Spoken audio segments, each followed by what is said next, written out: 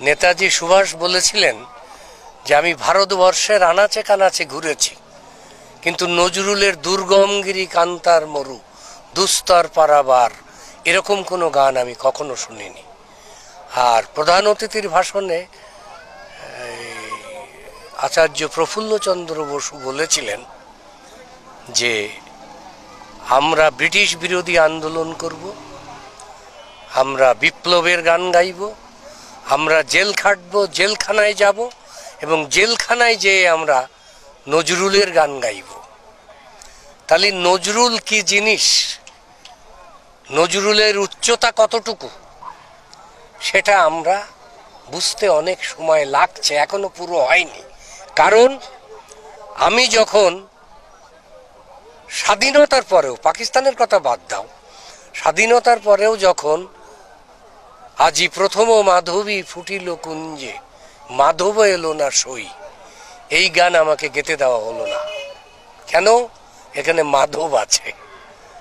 তখন আমি বললাম নজরুলকে ঘেরা টোপে আটকিয়ে রাখা যায় না। নজরুল হলো পৃথিবীর মধ্যে একমাত্র অসাম্প্রদায়িক মানবিক গুণ সম্পন্ন দেশপ্রেমিক বাঙালি কবি নজরুল, যার কোনো বিকল্প নাই, যার কোনো তুলনা নাই। কাজেই সেই নজরুলের কথা, এবং আজকে বলতে আমার কোনো দুঃখ নাই, লজ্জাও নাই যে আমাদের দেশের কবিরাই কাজী নজরুল ইসলামের কবিতার শব্দ পরিবর্তন করেছে। What a funny!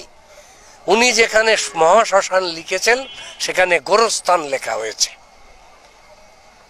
মানে এক হতে পারে, কিন্তু একটি কবির লেখা একটি শব্দ কি তার অনুমতি ছাড়া পরিবর্তন করা যায়? আর কবি নজরুল ইসলাম মাত্র 22 বছর তার সাহিত্যাঙ্গনে ছিলেন। এই 22 বছরে তিনি যা সৃষ্টি করেছেন, এরকম একটি সৃষ্টি বহু অঙ্গনে, বহু মাত্রিক। আমি যতটুকু লেখাপড়া শিখেছি ঢাকা বিশ্ববিদ্যালয় থেকে,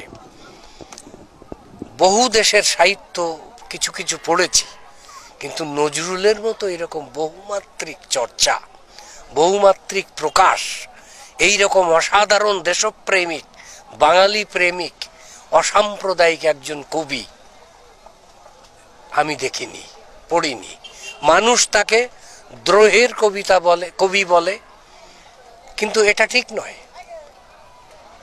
এটা কবিকে ব্র্যাকেট করা হয়, ছোট করা হয়। বিদ্রোহ এবং দ্রোহ তো মানুষ জন্ম থেকে, অর্থাৎ মাতৃগর্ভ থেকে যখন মানুষ বেরিয়ে আসতে চায় তখন সে বিদ্রোহ করে, সে হাত পা ছোড়াছুড়ি করে। কাজে দ্রোহ এবং বিদ্রোহ তো মানুষের জন্মগত। কিন্তু আমি যদি কবি নজরুল ইসলামকে দ্রোহের কবিতা বলি, প্রেমের কবি বলি, তাহলে নজরুলকে ছোট করা হয়। নজরুলের পরিমণ্ডল অনেক বড়, অনেক বিশাল, কিন্তু তার এই বিশালত্ব আমরা নিজেরা ধারণ করতে পারিনি এখন পর্যন্ত। তবে আশার কথা, বাঁশরী যেভাবে প্রচেষ্টা নিয়েছে, এই প্রচেষ্টাটা যদি আরো 10 বছর 20 বছর এগিয়ে নিয়ে যাওয়া যায়, তাহলে আমরা কাজী নজরুল ইসলামকে বাংলাদেশের সঠিক জাতীয় কবি হিসাবে বিশ্বের দরবারে তুলে ধরতে পারব। রবীন্দ্রনাথের কবিতা গান যেমন ইংরেজিতে, ফ্রেঞ্চে, পৃথিবীতে ট্রান্সলেট হয়েছে, কাজী নজরুলের তো তা হয়নি। কাজে পৃথিবীর লোক জানবে কি করে যে নজরুল ইসলাম কি লিখেছে? কাজে আমাদের দরকার বহু ভাষায়, অ্যাটলিস্ট ইংরেজি, ফ্রেঞ্চ এবং স্প্যানিশ, এই 3টি ভাষায় নজরুল রচনা অনুদিত হয়ে বিশ্ব পরিমণ্ডলে ছড়িয়ে দেওয়া। প্রতিটি বাঙালির যার যেখানে যা ক্ষমতা আছে সেই দায়িত্ব তাদের থাকা উচিত, পালন করা উচিত। এবং আমি এটাও বিশ্বাস করি যে সরকারের পক্ষে একা সব কিছু করা সম্ভব নয়। আমাদের দেশে ধনী লোকের অভাব নাই, কাজেই তাদেরও দায়িত্ব আছে। কাজে আমি এটাই চাই যে আমার জাতীয় কবি কাজী নজরুল ইসলামের সমস্ত সাহিত্যকর্ম বিদেশি ভাষায় অনুদিত হয়ে বিদেশে যাক, তাহলে সেদিন বেশি দূরে থাকবে না এই 22 বছরের সাহিত্যকর্মের জন্যে কাজী নজরুল ইসলাম নিশ্চয়ই নোবেল প্রাইজে অভিষিক্ত হবেন, এই বিশ্বাস আমার আছে। হতে পারে যে আমার ৭৩ বছর বয়স, আমি মরে যাব, দেখব না, কিন্তু আমি এই বিশ্বাস নিয়েই মরব যে নজরুল যদি আমরা বিদেশি ভাষায় বিদেশে এটা প্রচার করতে পারি, তাহলে নজরুল যে নোবেল প্রাইজের অনেক বেশি উপযুক্ত।